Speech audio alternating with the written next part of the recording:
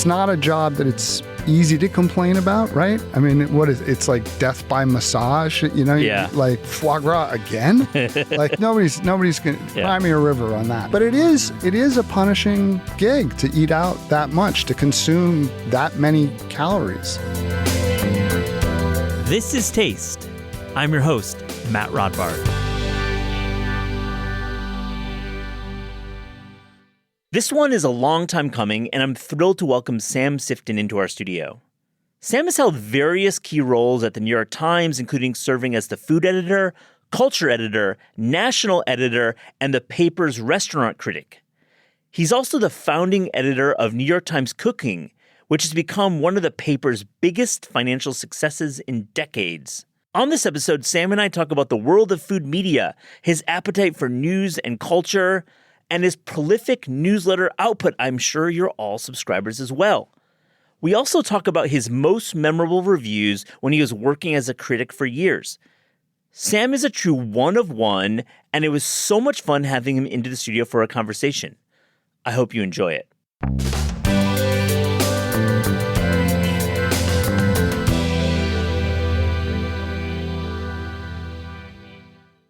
Sam Sifton, welcome to This Is Taste. How are you? I'm doing very well. Thank you for having me. Really, really long time coming. I've wanted to have you on. We've had so many of your colleagues on, but I want to have this conversation. I want to talk about your time as the Times critic, inventing NYT Cooking, the app that is now used when you're doing your quarterly reports and the New York Times financials. It is an amazing accomplishment. We refer to it almost every week. But first, Sam, where are you eating right now? Oh, boy. Well, one of the great things about not being the critic, right, is that I'm allowed to be a regular places. And so I really relish being a regular in restaurants. And I've been going to Houseman a lot around the corner from the Year End, where Ned Baldwin is just performing some witchcraft, really, really good eating.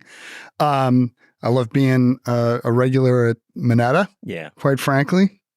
Just like having that Taylor Swift table, sit down. You got that table. And I got to ask about, well, first about Ned. I mean, he is an incredible writer. I loved that book so you probably connect to him on that level as well. And he's a fisherman. So we have plenty to talk about. McNally, let's talk about him. I mean, the memoir's coming out soon. He's spraying and praying on Instagram. Do you have a relationship with Keith?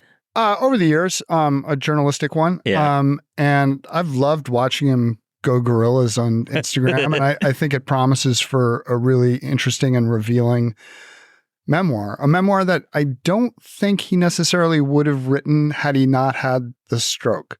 Yeah. I think the stroke opened up a kind of creative vein for him that found, can I go from vein to purchase? I think I'm ruining these metaphors, but I think it allowed him to explore language in a new and different way. And that led, I'm guessing, to the book. No one's read the book, too. I mean, exactly. I feel like your desk would probably be the first to have it, and no one's really read it. I want it badly. I want it badly. Everyone does. And back to Houseman, I feel what a great restaurant. I'm so happy you said that. I was going to ask you about that. I feel like it's one of those few one chef, one restaurant kind of operations in New York. Mm-hmm. It's like a workshop that's also an atelier. He's practicing a craft. He's delivering an art. It's a neighborhood place. They're busier now that they did so well on that Times list of 100 best restaurants. Yeah. But even busy, it's still a neighborhood place. Yeah, maybe that is Nas, but it's a neighborhood place. I mean, for Hudson, Tribeca, and if you're working down there, you end up down there, and the Ear End, of course. Yes, you mentioned of course, that too. The Ear End. I love it. I love that it's still around. So you're a Red Hook dude, long time. If you read your newsletter, you're very personal, and we'll get into that a bit.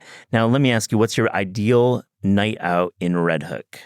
My ideal night out in Red Hook is probably a night in. I love the small town nature of the neighborhood. I love coming. I work in Times Square. It's called Times Square for a reason. And I leave that madhouse and come to this quiet little neighborhood, ill-served by public transport, and I just want to eat at home. But sometimes you also want to go out. And I guess my perfect night out in Red Hook, it would be, we're in summertime, sweltery summertime right now, but it would be midwinter. It's snowing, and I'm inside the Red Hook Tavern. Yeah. and drinking a nice glass of wine, splitting a burger and the roast chicken with my wife, and life's pretty good. That's a great spot. Billy Durney, right? That's Billy the chef's name. Durney's place. Yeah, Billy Durney's place. I feel they have probably a Taylor Swift booth now. So many celebrities end up there. I love it. So, but how has Red Hook changed in the past 2 decades? I believe you've been around it. Yeah, it's changed. It's changed a lot. That said, there's still no subway. The bus is still terrible. Mm-hmm. The traffic getting out is quite hard. So you're it's a bike community. Yeah. It's a ferry community. So it hasn't gotten crazy. And it's all landfill, so there are no high rises. It's never going to. I used to live in Greenpoint. Before that, I lived in Williamsburg. I'm Brooklyn born and raised, and I've seen these towers go up and destroy these once empty, magical neighborhoods. And that's not going to happen to Red Hook. And we may get flooded out by the next Superstorm Sandy or what have you, but it's not going to be fundamentally altered. There's still going to be, there are a lot of people with authority issues in Red Hook, right? And that's good. And that's a good thing. That's a good thing, right? I totally hear you. But we've got a good supermarket. We've got good restaurants and bars. Could use a bank. You're getting a lot of green space too. It sounds like the Columbia waterfront and maybe even down to Red Hook. We're going to have to see what happens there. Good. There's not much of a plan that I've seen, but the promise of it is pretty great. Yeah, you're right. It is a little bit of a political plan and nothing else. I love running around there. Okay, let's go back to your days as a critic. You go from editorial, you're an editor, you're working in many desks, and then you become the restaurant critic. That must have been a big change for your lifestyle, for your life. Take us back to that time. What was that like for you as a journalist? It was a huge change. I came to the New York Times 23 years ago. And I was told when I got there by one of the managing editors, John Geddes, a hero of mine, that roughly speaking, I could be a writer, a reporter, or I could be an editor, but there was no doing both. And for the first couple months at the Times, I accepted that. And then I decided, I can do both. And I started writing a little bit for the food section, which was the section I came onto first. And eventually for the magazine, where I wrote a column for many years. And then many years later became the critic. Now I'm the critic, and I'm definitely not an editor anymore. Mm-hmm. And that took a little while. It took a little while for me to realize, A, I'm not an editor any longer. B, I don't work in the office. C, I work at night. Yeah. I have a night job. And that, I had 2 young kids at the time. And so I'm the dad in sunglasses at 8 a.m., right. palming Advil and making cereal for the kids. It was a little, and who went off to work at 6 or 7 or 8 or 9 or 10 o'clock at night. And that was an adjustment. It's not a job that it's easy to complain about, right? I mean, it's like death by massage, Yeah. Like Bill Addison, Pete Wells, all the greats have said that exact same thing. You can't complain about this job. It's impossible. No. Foie gras again? Like nobody's going to cry me a river on that. Yeah. But it is a punishing gig to eat out that much, to consume that many calories. The way I see it too is, and it's not said enough, is it's the deadline. Mm-hmm. Is also punishing for you as a weekly columnist. That's the job. I don't. Sports writers, they've got a deadline, which is the end of the game. They got to punch. They got to punch it at the end of the game. Like, I think let's not be precious about this. Yeah. I think I'm a pretty good writer. I do it for money. I've done it my whole career. It's all I know how to do.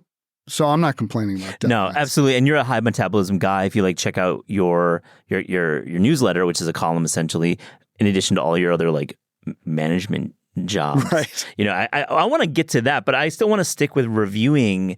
I have a couple questions. First, I'm going to link in the show notes. I want you to give me a review that you still think about, that you feel like you did a good job, that you feel like this is a piece of writing that you're quite proud of.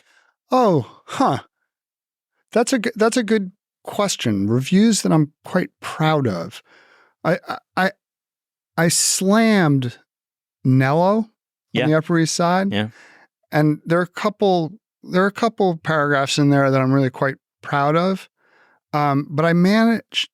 I think I did a good job with Teresi when they first opened, and no one knew what they would become. Elizabeth Street, or like the little spot. Yeah, Teresi Italian Specialties, Yep. and I think I was like, this is the first chapter. Like I feel proud. Like I knew those guys were going someplace. I love that. I still think about that polio mozzarella, that like clay. I mean, that just the whole notion that they were going to cook Italian American food with only American ingredients, and then do it, execute it at the level that they were executing it was just was really good. And then of course, one more, M. Wells, when they were in the diner before they became the steakhouse, and it was just that was just a purely joyous thing to be able to write. Like there was a fire on the roof one of the nights we were there, and we muscled through it and had a great meal. They're serving horse like regularly too. You know? Yeah, exactly. Those guys. I love that restaurant existed in that form. Back to Teresi, have you been to the big flagship? Yes, I have. Sam, what do you think about that place? Well, it's kind of, I mean, one thing you could say is which flagship? Those guys have a lot of very big properties. The Teresi flagship, yes, the Puck building. The Teresi flagship and the Puck building amuses me because I started my career in the Puck building at New York Press. And there was no way something like that was going to be there. I quite like the flagship Teresi as we're calling it. There's that ragu that they have, the lamb ragu, which tastes, to me, a New Yorker, tastes exactly like a beef patty. Yeah. Like from the pizza shop. Yeah. Is just very sly. Yeah. A very sly thing to do. It's a really New York restaurant. Very over the top. Agree. And I've had Rich on the show, and we've talked about this restaurant, and I feel it's almost like a return to form, the way Spice Market back 20 years ago was that big deep cut. Doing deep cuts here. I want to celebrate Spice Market because that was like an event restaurant, right? And I think Teresi is kind of, because like before Teresi, we were like in small little cutesy spots. I felt we weren't doing the big. Yeah, it's like we're done with the big boys. Yeah. Wow, you're really taking me back to Spice Market, which was pretty good. Yeah. Yeah. I think John George, that's one he like sold off, and and he regrets that, I believe, selling off. Okay, so back to your criticism. Now, all great critics definitely have times they missed in retrospect. And you have such a body of work and celebrated output. But Sam, I have to ask, were there moments that you got wrong that you want to like just for the record be like, maybe I got that wrong? I atone for my sins. I'm not going that. I'm not asking for that. That's a lot to ask. Yeah. But I think it's more like, upon reflection, this was maybe not the best take. I'm not known for a lack of self-confidence. Your rep. I mean, I felt very comfortable with the reviews that, can we debate, was Veritas a 3-star restaurant? Maybe we can. But I felt pretty comfortable with what I did. I'm sure I got stuff wrong. Yeah. But in the moment and today, there's nothing that haunts me. There's nothing where I'm like, I missed that. I could have, like, if I had blown it with Eddie Huang, if Zhao Zhe turned out to be a great restaurant and I just missed it because I'm like old man yelling at cloud, then we'd be talking about that. But I was right about that, and he knew it. I love that example. I actually reviewed that restaurant when I was reviewing as well, and I shared thoughts with you, and he celebrated you for that. I think that was a really nice recognition from a chef who recognized the best critic, the biggest critic, got it right, and it wasn't on the right side of the coin. Right. Yeah. I love that his mom brought it to his attention. I know, that's a good story. I want to have Eddie back on the show. He's tremendous. Okay, I've had Eric, him, Pete, Melissa Clark. I've had a lot of your colleagues on, and Emily Weinstein is running the desk now. I've asked them all a similar question. I have to ask you this one. How do you know when a story idea for the food desk is right to publish?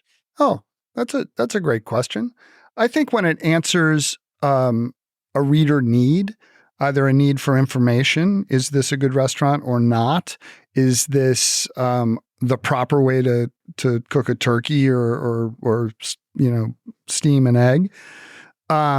Is it in the public interest? Is it something that's of import? Is it something that will resonate with a large audience? The Times, started out as a local broadsheet. Mm-hmm. And then it became a metropolitan paper and a national one and an international one. And we're now an international news gathering organization with 10 million paying subscribers. We want to make that number be significantly larger. Mm-hmm. And in order to do that, we have to widen the aperture of what we cover. And so that's going to lead to more yeses. Yeah. Yes, let's publish it. That's great. But it's also going to lead to more no's. That's too narrow. That's too niche. That's too wrapped up in some identity thing. We want to go wide. We want to be as ambitious as possible. Yeah, that's why I think you open up the Wednesday print paper you're reading throughout the week, that you're getting these stories that they feel like they're sometimes making news. Mm-hmm. I mean, Julia Moskin, great example. She just creates news all the time. She's a scoop master, but she's also just creating just like writing about Publix, like writing like stories that I never knew existed. And I'm in this world too at Taste where we're editing. But then you get like Eric Kim, who's writing also these creative stories, but he's writing with this voice and tone that can't be repeated. I mean, it's like... Yeah, we need both, right? Yeah. We need to be scoopy, and we need to be enterprising, and we need to be ambitious, but we also need to have personality and voice, and we got to bring the delicious every day. It's come a long way, man, and it's a real pleasure to read. I want to ask you... your job is bigger than food. And I don't know if many of our listeners realize that, because many identify you as the guy who writes the newsletter every week. Right. Used to be the critic. But, you've been promoted to this masthead position. And so how do you dip into food, but also you're running the culture desk, right? And you're working with many different areas of the paper. Yeah. At the start of the pandemic, I was promoted onto the masthead as an assistant managing editor responsible for the coverage of culture and lifestyle. And that includes food, that includes cooking, but it also includes the culture desk, the arts desk.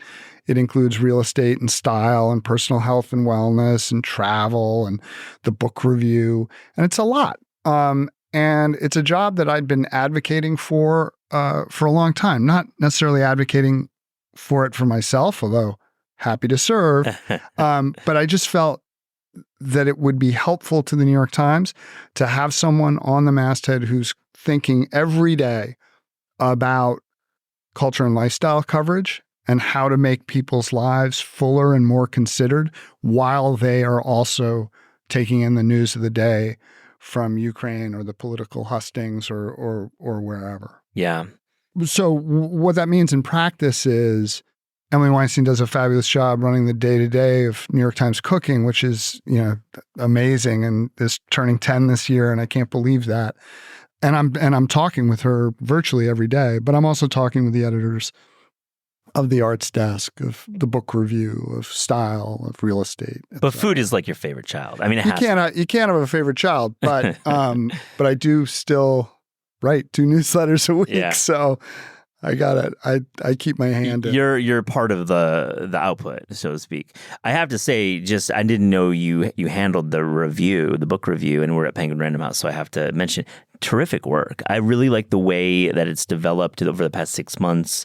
I love your new editor, and I love this new list of the top 100 books of the 21st century. Oh, isn't it amazing? So good, so good. This is 100% Gilbert Cruz, right, the editor of the New York Times Book Review, and his staff. Yeah.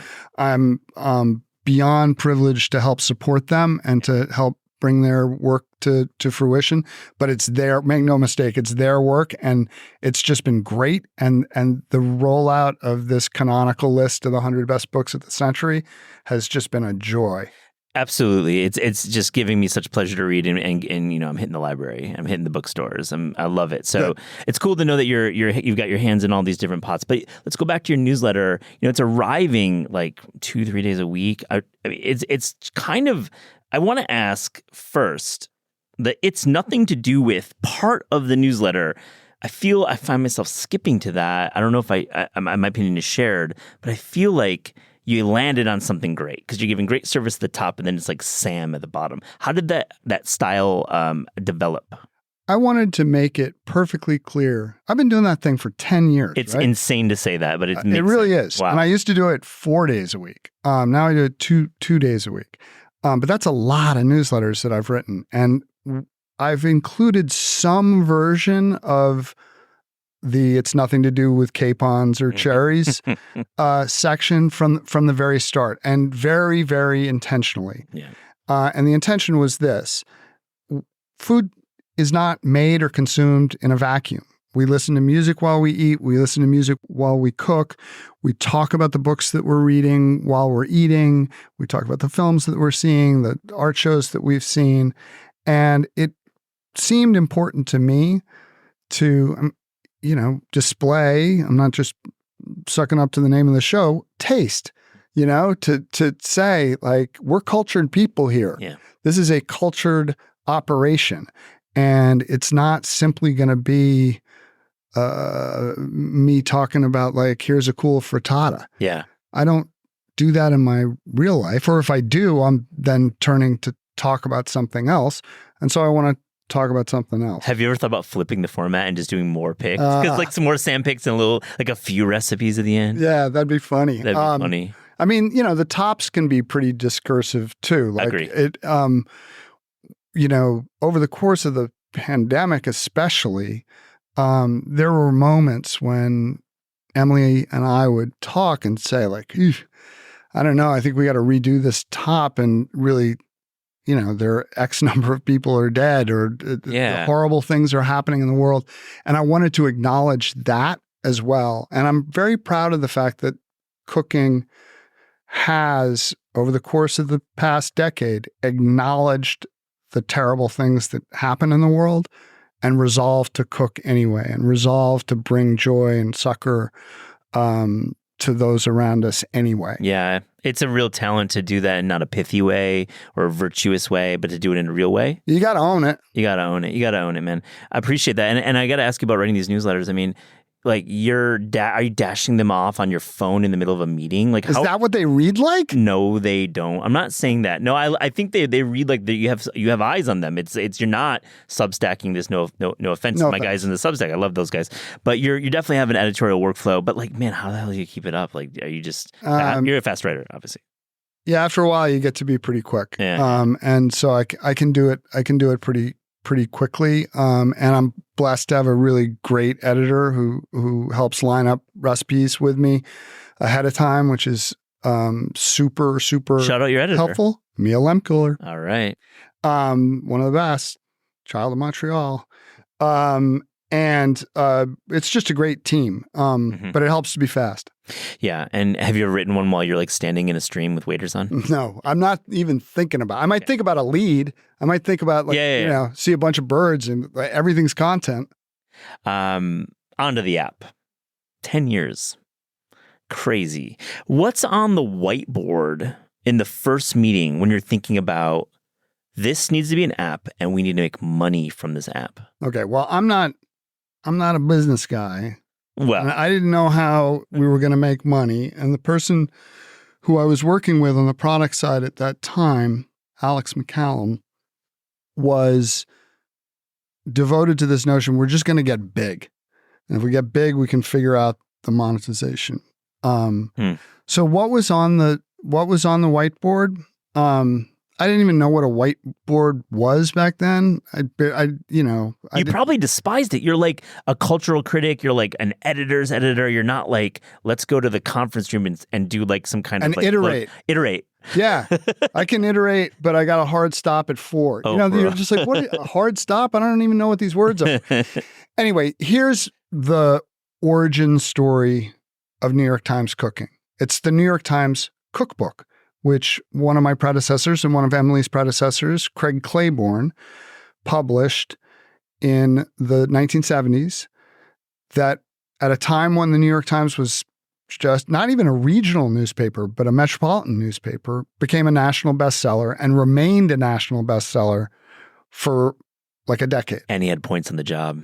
Right. He owned it outright. That's so insane. So let's just be clear about this. The payment that I received for being involved in the birth of New York Times Cooking was my salary, obviously, and I'm very happy to have it, and I work hard for it. But I created a couple guild jobs, and they gave me a mug from the guild. Craig Claiborne, they were fine with him taking all of these recipes, hundreds and hundreds of recipes, and putting them into a book called The New York Times Cookbook, copyright Craig Claiborne. Man, I missed out. Yeah. Anyway. Great aside. Thanks for clarifying. I love that story so much. I had spent time when I was the national editor. I would go and visit our news bureaus around the country and often travel with correspondents during news events into people's homes. And we're nosy people, journalists. And I saw that cookbook all over the country, 30, 40, whatever years after its publication. And I thought, we can capture that on a phone. And I was not the first person to think this. There was a great editor and reporter at the Times, Rich Mislin, who died a couple of years ago, who believed in this idea passionately. We just needed someone to say, yes, here's a bunch of money, hire some freelancers, take the recipes that exist in the morgue, which is what we call the archive of the print newspaper, and take those recipes, which were, I'll use more jargon, shirt-tailed on to the end of articles, and make them into standalone searchable assets.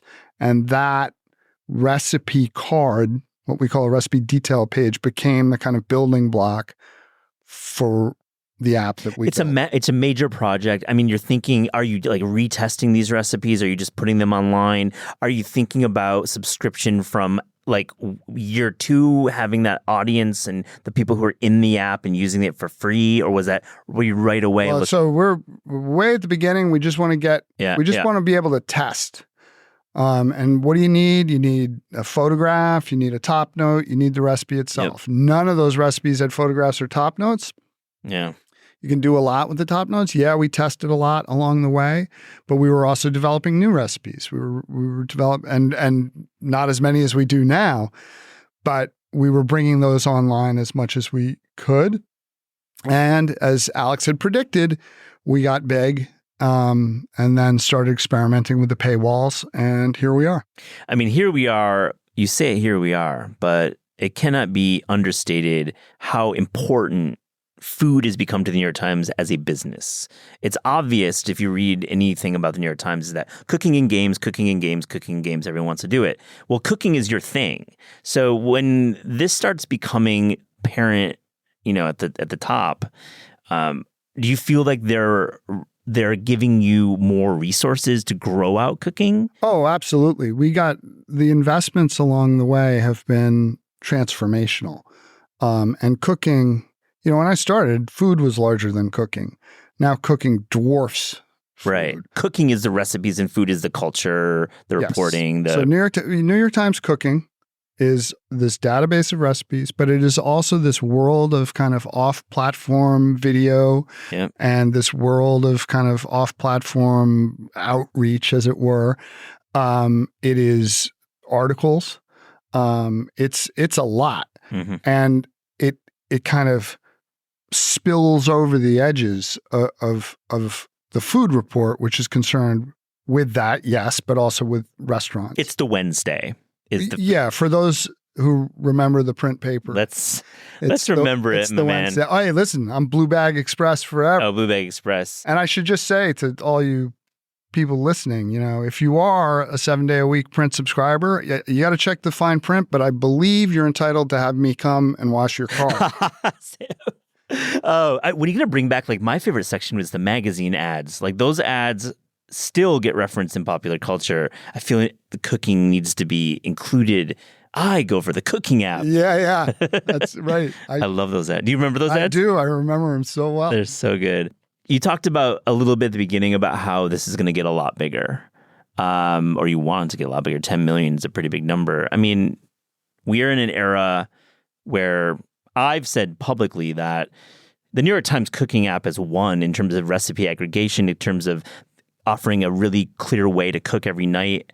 And the data is there. I think like the way that UX and the way that, ads are run on most of these SEO-driven recipe sites is a terrible experience. We've all recognized that when we try to find a recipe and our phone crashes. So you clearly are there, and this is just me editorializing, but Sam, how do you actually get bigger? How do you get more people to cook from your app? That's like a big question. Well, it's scary too. We got some headwinds, man. You mentioned SEO, which is search engine optimization, and trying to win at Google, like be the number one, shrimp scampi recipe. But like search is going away. It is. Generative AI is coming along. Generative AI, some of them, they want to scrape us and steal our content and then spit it back. And nobody comes to cooking because they don't need to, because there it is right there coming out. Oh, but it hallucinated and put, herring in there instead of a cherry pie filling. Yeah, instead of the cherry pie filling. So, but obviously that'll get bigger. So we have to navigate the coming Gen AI stuff and the questions of search. But I think there's plenty of room for growth. I think there's, 10 million paying subscribers is great, but the weirdest, strangest streaming service you can imagine probably has, 30 million. Mm-hmm. So if we can be the number one news outlet, and we can compete with CNN instead of Washington Post, or CNN instead of the Wall Street Journal, or in addition to the Wall Street Journal and Washington Post, then I think there is room for growth. And I think it'll bring cooking along with it, because it's not a total eclipse, right? There are people who just are here for news, and there are people who are just here for cooking. We want to grow that bundle. So, come for the Trump coverage and stay for the filet mignon, or come for the peach cobbler. And then, wow, I actually am interested in these jobs numbers. I love that. And, everyone comes for spelling bee, though. Like, that's truly like the truth, right? That is the truth. So we haven't even talked about games, but like spelling bee, we all know, and Wordle, of course. I'm more of a spelling bee guy, but what are you? Everybody's got their games kink, and I'm not here to shame anyone. Sam, what makes a spectacularly successful, popular New York Times cooking recipe? A kind of universality, a perfect Venn diagram of photograph and top note and ingredients. My goal, I always used to tell people when they were like, "What do you want from a recipe for the Times?" And I want at least the possibility that we're going to be selling out somewhere, not of issues or anything like that, but of an ingredient. Yeah. Like, I want to hear the story of someone going to the butcher and asking for the chicken thighs, and someone saying, "Are you making that Melissa Clark recipe?" Or, some.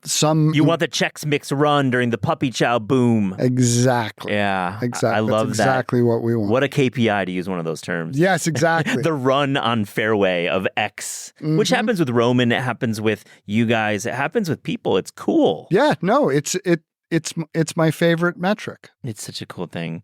Last question about the recipes. Do you read the comments? Because like the comments is something that if you're in the comments world, it kind of changes everything. If you start digging into the comments, some people just like cook the thing and they don't even look at the comments. But man, comments are a thing. They are a thing. When we started, and for I guess the first 9 years, maybe even more, I insisted that they weren't comments, that they were notes. And I believed that helped set a tone, because comments, when they're comments, then obviously this rhubarb crisp is in the tank for Biden, or this is a obviously reactionary, conservative, mushroom etouffee type situation. And it gets political and nasty really quickly. Whereas notes are like, I substituted herring for the peach filling and it was terrible. And people were nicer, but everybody called them comments. And so now we're at a point where it's like, okay, we set the tone. Yeah. It's pretty civil. And for some, it's like, that's their new social media. Yeah. X is a trash fire. So you go and scroll through some comments until you find the one about how, the ex-wife stole this and this happened. There's a narrative there's a narrative thread in some of these, and I've talked to Eric Kim about his comments, and he reads them and he embraces them, and I think he's part of a community there. Well, we're building that community. I mean, being able to go into the comments yourself and use reporter replies to say, "Hey, I'm here." I get a lot of mail, and anytime that mail is negative, you should stay in the kitchen. I love writing back politely and in disagreement, and they just back right off. Thank you. I had no idea a human would read this. Yeah, I love that. It really humanizes the journalist-reader relationship when you actually get a letter from the journalist. It's pretty funny. Let's talk about your cookbook career. It's cool, man, and it's curious, and you dive in, and I feel a real love of what you do. I love the Thanksgiving book. I have to ask you that. When did you realize that was going to be your holiday? Wow. I've been cooking Thanksgiving since college. And it's a holiday that I believe in passionately. And that said, I didn't realize I was going to become Mr. Thanksgiving. I wanted, as I said to Andy Ward, right here in this building that we're in, I want to write the Hoyle's Book of Cards, like the rules of Thanksgiving. I want a kind of definitive, these are the rules type jam. And having written them, I now kind of have to, or for a long time I felt I had to abide by them. And do I have fantasies of, going to Munich for Thanksgiving? Yeah. Sometimes. I feel like that is also a long form piece for you to go to London on Thanksgiving. It would be pretty neat. I'd love to read it. That said, I've cooked a lot of Thanksgivings. I can go pretty fast. Yeah. I could probably do it with one hand. Does the pressure increase as the years go on after this book is published? No, the numbers increase. Really? You get a lot of people. It was pretty interesting during the pandemic to go down that first year to 4, just my family and me. I hadn't done that in 25 years. I remember that was pretty weird and also kind of cool. Kind of cool for one time, but you want to have people around. So you're definitely, are you pre-gaming 3 days in advance, getting ready for the Thanksgiving? Yeah, our crew is, I'm not the only one cooking, and our crew is pretty settled in. We've done it for a long time. We know how to roll. And See You on Sunday, great book too. And I love the Friday night pasta tradition that you write about. Are you sticking with this, or was that just some kind of Oh no, I've always done it that way. Talk about it. So Friday night pasta is not generally something that I make at home. It's the first meal that you make in an Airbnb, on a trip somewhere, to a grandparent's house, to, your buddy has invited you skiing and you're going to cook in exchange for the room and board, or you'll provide the board and he'll provide the room. And it's just an easy meal to put together on the fly really quickly, really flavorfully, that my kids happen to love. I love it. Dream cookbook project. I mean, Sam, you are always thinking editorially throughout your work, and I'm sure you enjoy the cookbook process because you've done more than one. Some people do one and they're done, but you're not one of those. What is the dream for you, Sam? I'd love to hear that. For cookbooks or books in general? Let's say books in general. We're here at the Penguin Random House, so you know. Well, I got a lot of book ideas. I mean, for sure, it would be, I wrote a book after See You on Sunday called No Recipe Recipes. And I love the No Recipe Recipe. And I have tons more of them.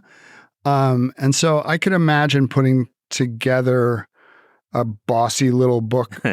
I'm very good at bossy books. A bossy little book about what to cook and how to do it that doesn't have all the kind of long form traditional recipe formats that others use. I'm not done experimenting with No Recipe Recipes. I'd also like to I love spending time in the water. I love spending time fishing and observing nature, and I think there's something there. I spend enough time with people on the water to know I got a great book title. everybody hates everybody, I love because it. that's what it feels like sometimes out there. Yeah.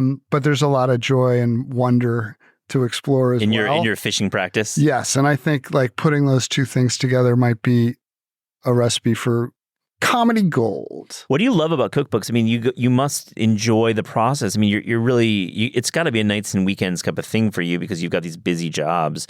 You got to really like love it to do it. Oh, right, cookbooks? Yeah. Good Lord, that's a nightmare. I mean, if you have a day job. Yeah, right? no, I'm with you. That's my reality as well. I have a job, and then it's like adding another job. Yeah. And you want to be a good parent, you want to be a good husband, and you want to be a good fisherman, and you want to be a good worker, you want to be a good leader, and then this thing is hanging over your head, and you got to pick something. So I picked sleep. Yeah. No sleep, and you get it done. You get it done. Fair enough. That's a good answer. Sam Sifton on This Is Taste. We ask guests about their discerning taste. So to close this interview, here's a little rapid fire Fast and Furious taste check. Are you ready? I'm ready for you. All right. The best fruit. The ripest fruit imaginable. That is a non-answer. What fruit is best ripe? That's a non-question. I mean, to compare the ripest, most perfect peach to the ripest, most perfect watermelon is almost literally apples and oranges. Almost literally. You saw what I did there. I see what you did there. You're a real wordsmith there, Sam. I paint with words. The worst vegetable. Gotta be one. Okay, there are obviously exceptions, but zucchini. It's come up a few times. I was just in Greece. They have a lot of it. They fritter it. Doesn't work for me. I don't know. I mean, there's a zucchini pizza that I love. I've had some good zucchini, but like if we're real talk, Man. zucchini. The best dessert. I'm an American. It's apple pie. Apple pie, but how? Do you like the crumble or do you like just the regular? Crumble? What are you, madman? I like a lattice top, and I like it with a slice of cheddar. Oh, I do too. Absolutely. And is it any cheddar or is there a specific cheddar that works on pie? The cheddar that's in the fridge. Indeed. Good answer. Favorite American fast food chain? Popeyes, full stop. I love the answer. I love the definitive answer. Let's talk about the biscuit. Do you eat it right side up or upside down? Right side up. If you flip it, yeah, and that nice buttery hits the tongue in a different way, I suggest you try the reverse Popeyes biscuit next time. But wow, just saying.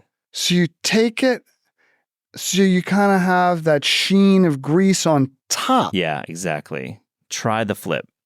Try the flip. I think you're into it. I love the choice too. Popeyes is like a wonderful chain. Your favorite cookbook of all time? Joy of Cooking. OG. I mean, like it's all in there.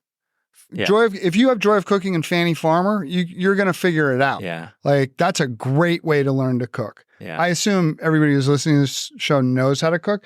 But if kids, whatever, give them those books. It's like freedom is offered by Joy of Cooking. I love that answer. Your favorite recent cookbook discovery? Pizza Czar by Anthony Falco. The Roberta's guy who's now like the international pizza consultant, who actually first taught me to make pizza. The doughs in there are just, because pizza is a dough game.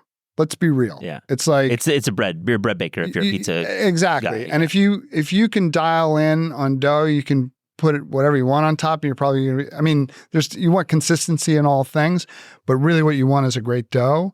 And I've learned from that book a ton. I love the response. He's been on the show, Anthony. I actually Instagram text with him a lot. If you ever are traveling, Anthony's open. The lines are open.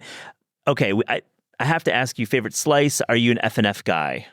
I like F&F. I like F&F, but I'm born and raised in Brooklyn, right? So the slices that I'm going to default to are going to be from old school slice joints. So F&F is great, but I'm not sleeping on my little pizza up, further up court by Atlantic. That's a terrific one. Or, New Park and Howard Beach. Like these are great slices. But F&F's great. Have you done New Park post-flight, pre-flight?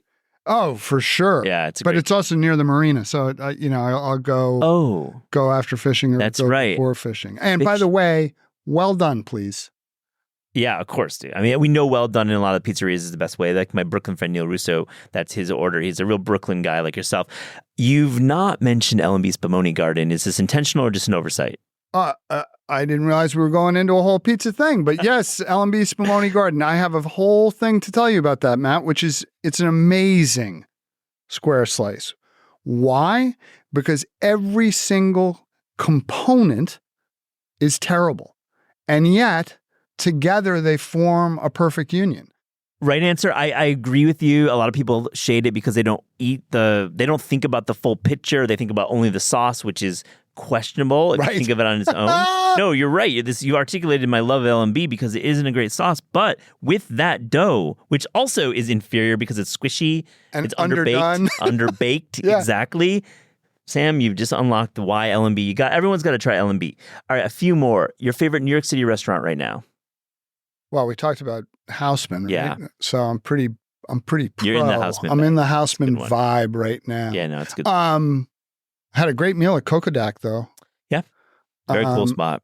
And also in Queens, I've been stopping in at Trin City for doubles in the mornings, early mornings on Sundays or something, and that's pretty great. But hey, let's speak for Ned. It's Houseman right now. Yeah, Houseman. He's got the hot hand. He's great. I love that place. All right, a cuisine you would like to learn more about? There is no cuisine that I would not like to learn more about. I'm ravenous in my appetite for knowledge about the world's cooking. But I wouldn't mind taking a deep dive into Vietnamese food. I think there's much to unlock there because of its colonial past. Yeah. Because of the excellence of the food that I have eaten out of the Vietnamese diaspora. Yeah. Amazing fishing culture. Seafood is incredible. 100%. Also, like the immigration story around Vietnamese, it's like a booming immigration. Also with Thai, the immigration to the States is the numbers do not lie. Yeah. If Viet Cajun food down in South Louisiana or Texas is love that. Fascinating. Last one, Sam, your favorite sandwich. Well, we're talking Vietnamese food, so I'd go number 1 banh mi at Ba Jun in Sunset Park. How about that? We drafted sandwiches a year ago, and our number 1 seed was the banh mi. Oh, so we agree. That's fantastic. Love that. But were you looking for a particular sandwich as I gave you a particular sandwich, or just the perfect sandwich full stop? The perfect sandwich full stop. I guess it's still a banh mi. The banh mi, right? It's got to be the banh mi. You just mentioned it. Sam Sifton, this has been such a pleasure. Thank you so much for joining This Is Taste. Thanks. Been a pleasure to be here.